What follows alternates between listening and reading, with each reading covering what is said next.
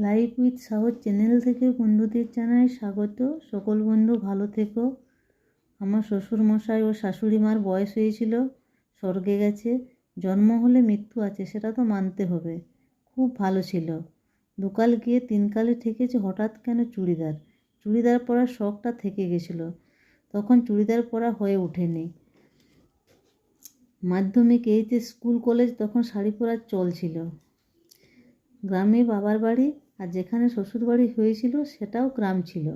শ্বশুর বাড়িতে তখন মাথায় ঘোমটা নিতে হতো, যাদের ভাসুর থাকতো ছোঁয়া চলতো না। তখন কালো সাদা টিভি ছিল, এখন রঙিন টিভি। এখন গ্রামে থাকি না শহরে। যুগের পরিবর্তনের সঙ্গে সঙ্গে পোশাকের পরিবর্তন। আসল কথা সেটা নয়। বয়স হয়েছে, সুবিধার জন্য চুড়িদার।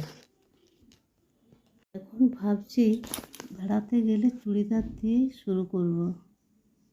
Thank you.